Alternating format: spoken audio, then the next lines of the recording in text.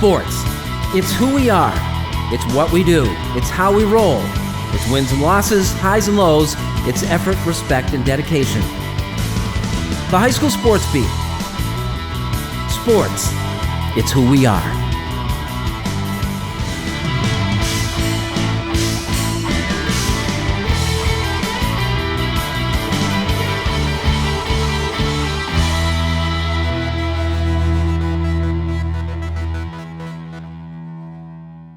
Hello everyone, welcome and thanks for joining us on the season finale of the High School Sports Beat.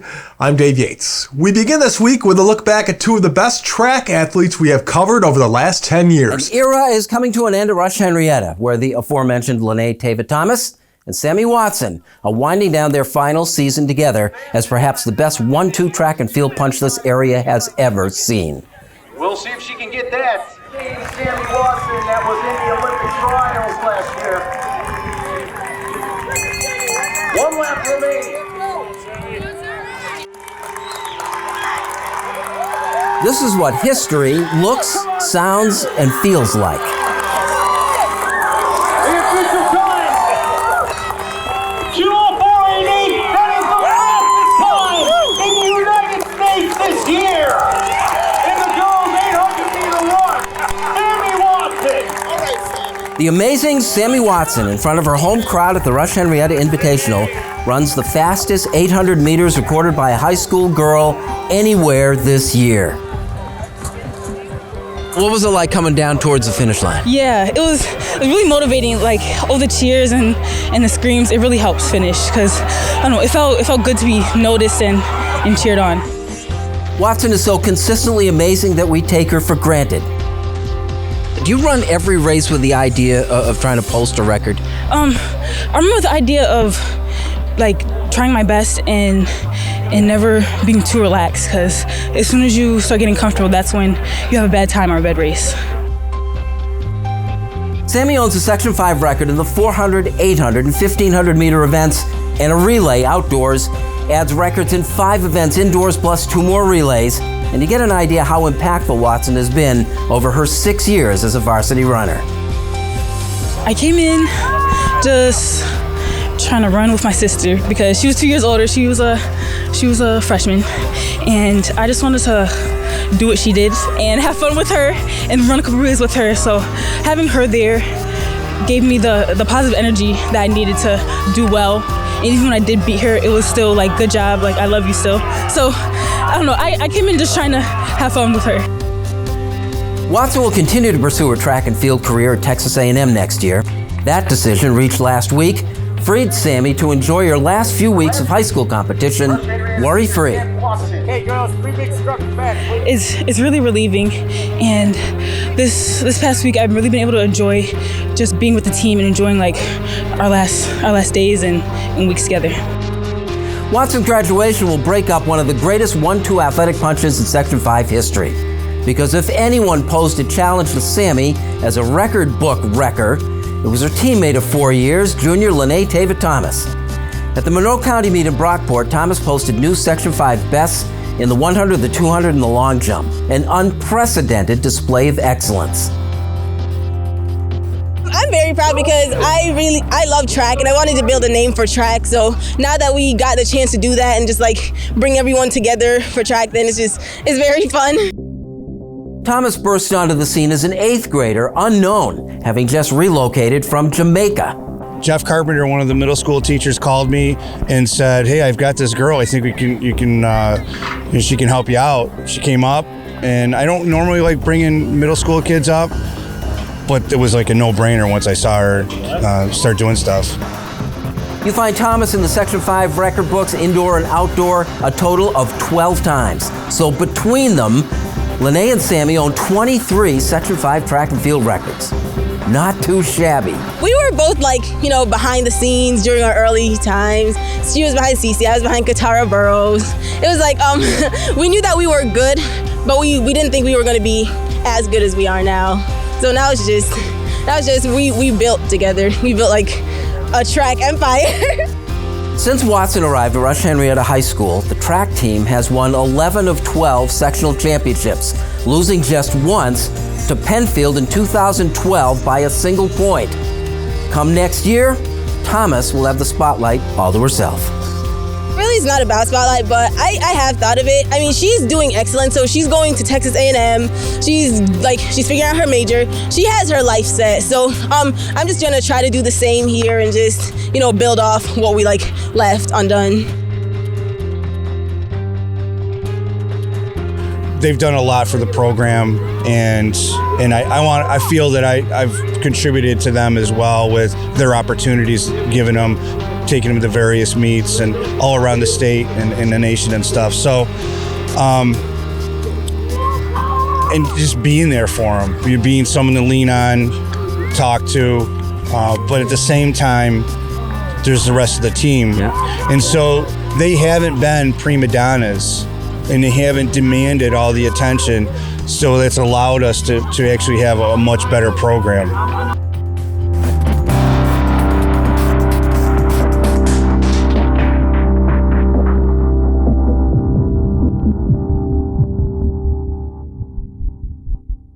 Sammy turned pro in 2019 and finished fourth in the 2020 U.S. Track and Field Indoor Championship. Thomas is finishing up her junior season at USC, where she ranks 8th all-time in the 100-meter and 6th in the 200. Well, coming up next, we go inside Section 5 Sports with our guest Michael Murray, Athletic Director at Churchville-Chili. We'll have that when the High School Sports Beat continues.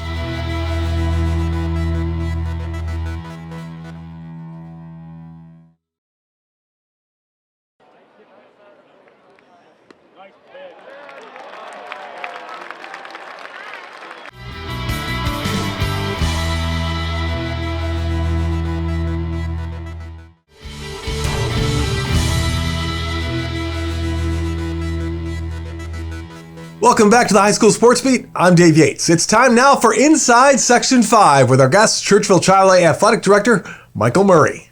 Talk about how things have gone at Churchville-Chili, how with all the sports going and everything, how have things been going as far as keeping everybody, safe, secure, and things running smoothly?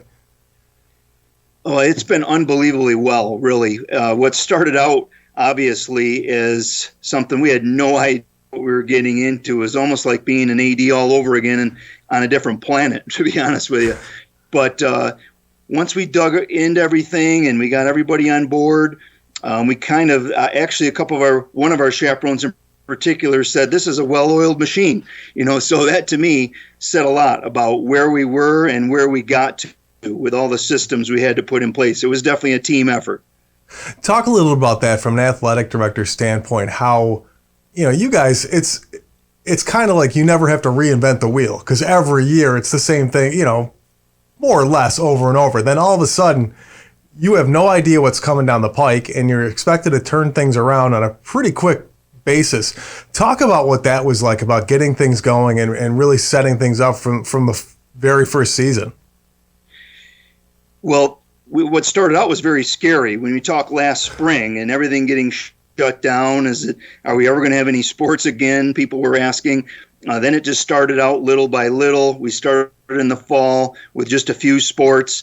Then I would say around January, it got crazy in a hurry when the governor and the health department allowed all the various sports, some of them that haven't played yet, such as football, volleyball, wrestling, hockey. And then we're going to just go roll in with spring sports as well. There were some overlaps. So it was very, very challenging in a very short period of time. I think we had about 9 days to get a bunch of teams up and running. And I think one of the things that really came out of this is just how important high school athletics are. You saw the heartbreak last spring, and you saw how anxious and appreciative the kids were. It was such a welcome thing to have back. Talk a little about that. Yeah, it was, again, it was so unknown for such a long period of time. And even just the little we got back in the fall was a celebration, no doubt about it. Especially the coaches who were able to play in the fall, the swim coaches, the soccer coaches, and so forth that did have the ability to play. Golf and tennis got to get in the mix as well. So it was an absolute huge relief and a huge celebration on top of all the work that we had to put in, all the rules. but just to be able to work with our kids again after school, it was something like, it's hard to describe, because to be have it taken away from you, something you've had for years and years and years and years. And most of these coaches were student athletes themselves. So they've been involved in that sport since they were little kids. And to have that taken away was just a way to say, hey, let's be thankful for what we have, because tomorrow could be very different. That's one of the things we said all along. You really can't take anything for granted. Every single sport got to play. Every single one of our 76 teams, from Modified B, girls and boys, all the way up to varsity, even though it was a condensed season, even though it was shortened and you didn't have as many games, every single team got to play. And some students actually got to try sports they'd never tried before, because some of the seasons were condensed and some of the sports didn't happen at their usual time. There were some kids who tried some things for the first time. Yep. So, it was kind of wild how that panned out. Be thankful for what we have and try to move forward. All right, Mike, thank you so much for joining us. We appreciate it. Good luck the rest of the year. Thanks very much. All right, take care, Mike.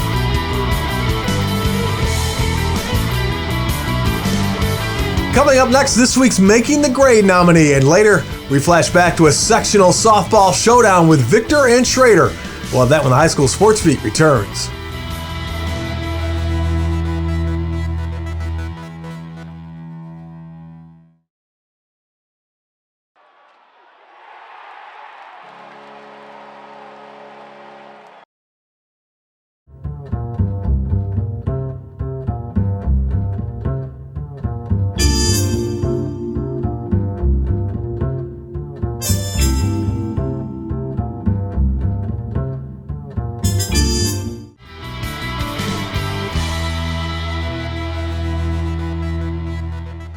Welcome back, and thank you for watching the High School Sports Beat. I'm Dave Yates.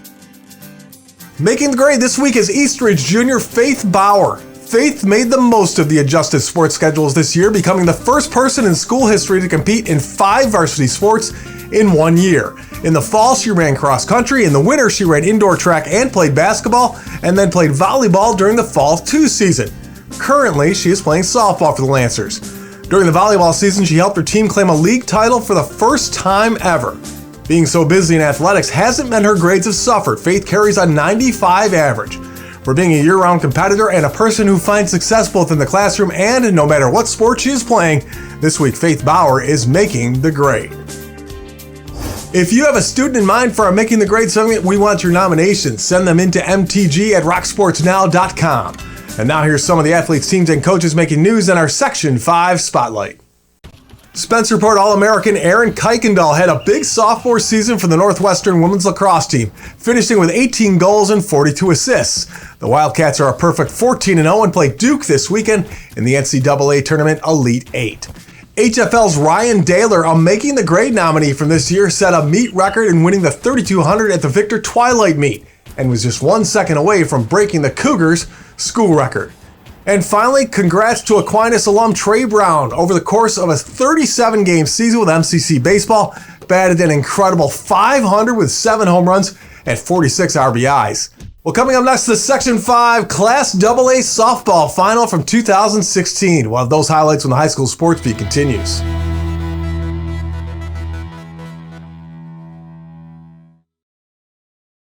And now to Eichel. He floated one. Score!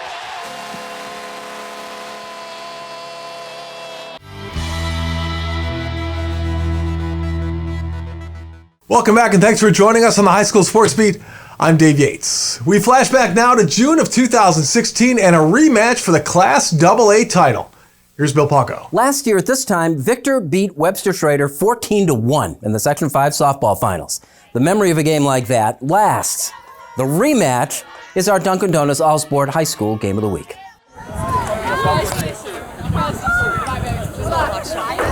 Familiar foes. Last year at this time, Victor defeated Webster Schroeder for the Section 5 championship in one-sided style. As partial retribution, Schroeder beat Victor twice in the regular season. To the surprise of few, they both returned to the championship game. top two seeds, you both had great years. Was there a sense of inevitability to this matchup in the final? No, I don't think so. I think you got to play every day, and we got a lot of good opponents, and we were just lucky enough both to get here again. Key to the game, is it one thing that's going to win or lose this? I think we're going to have to score a lot of runs. Dalal is, she's a real deal, and we're going to have to put the ball in play and see if we can push some across the plate and then hope to play clean defense. To the rematch, and Victor got on the board first. Second inning, Sidney Powell beat out an infield hit. Ahead of the Blue Devils starting pitcher and number 7 hitter, Kara Camiso, who blasted a ball to right center that went for the first of her 2 triples in the game. Powell scored. Victor had a 1-0 lead. We had a lot of confidence going into the game. We knew that they were a good team. Their pitcher's great, but we knew we could fight tough, and we had a chance. And got good swings on her, don't you think? Yeah. She's really good, but she has good movement, but we had a game plan coming into the game, and we executed it. In the Schroeder second, Ashley Bonafide walked and was sacrificed to second. That brought Lauren Patain up. She grounded to short, Sam Torlish making the play. The throwback to third got Bonafide for the double play to end the inning. In the Webster third, the Warriors got 2 on via a walk and hit batter. A wild pitch moved both up to second and third with 1 out. Abby Broomfield was up. The squeeze was on. The play was made at first, but Emily Bracolo beat the throw home. Softball's most exciting play. Oh my God, it's so much pressure, but let me tell you, when those kind of things happen, they're the most exciting runs that you can ever get. Like, way better than a home run, way better than a grounder, way better than a double. Oh my God, I can't even explain the feeling. Just as much credit for the success of a squeeze goes to the runner. I have to read about myself. It's completely it's also a situation depending on, it's basically depending on the situation, wherever the bunt goes. They go to first. As soon as they go to first, you've got to know you're coming home, right? Yes, exactly. It was 1-1 to the Victor fourth. With 2 outs, Camiso again tripled to left center field, representing the game-tying run. But Schroeder's starting pitcher and Player of the Year candidate, Adriana Dalal, picked up a strikeout to end that inning. In the 5th, Victor changed pitchers. 9th grader Erin Wong came into a tie game and got into immediate trouble, not of her own making. Webster's Daniel Boston popped a ball to the infield that fell between the shortstop and second base. That moment of indecision proved costly. Broomfield was asked to bunt again, and this time pushed it past pitcher and third base for a hit. So Schroeder got 2 runners on to lead off that inning. Were you trying to push it past those 2 for the hit? Not really. I just coach just told me to bunt, and I just want to do my job and get it down, and that's just kind of what happened. A wild pitch eventually scored Boston, and the Warriors owned a 2-1 lead, headed to the 6th. To this point, Victor had chances, but pitching with a lead, Dalal got tougher. The extra run we got really helped me field a bigger zone, so I didn't have to be as tight to the plate, because we didn't have to, every out didn't count as much as it needed to, And it really just made me feel more confident, because I know if they did score a run, we could be in it still. The last Victor batter in the 6th was Sarah Simmons, who gave it a ride deep to center. It was caught by Boston. Schroeder carried a 2-1 lead to the 7th. Last call for Victor's title defense. The Blue Devils did not go quietly. Sidney Powell led off with a single, the tying run. 2 batters later, Alexa Ritchie with a hit to right field, but Schroeder outfielder Sierra Hall threw behind the runner and got Powell out at second for the second out of the final inning. Dalal took care of the final batter herself, her 7th strikeout of the game, 4 over the last 2 innings with the game on the line. 2-1 was the final. The Kutztown University-bound senior was the tournament MVP. Last year we didn't really come to play, but this year we really cut the nerves, and we really knew that we were in it to win it. So we really tried to just come and play our game and not think that there's a huge title on the line.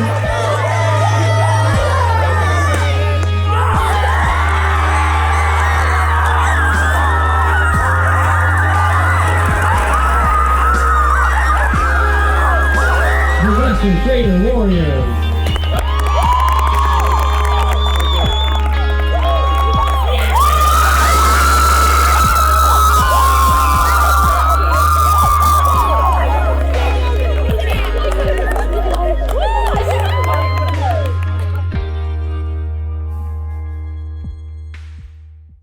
We'd like to thank the athletes, teams, and coaches in Section 5 for making this sports beat possible. Thanks for watching our 10th season, and thanks for supporting high school athletics during the most trying of times.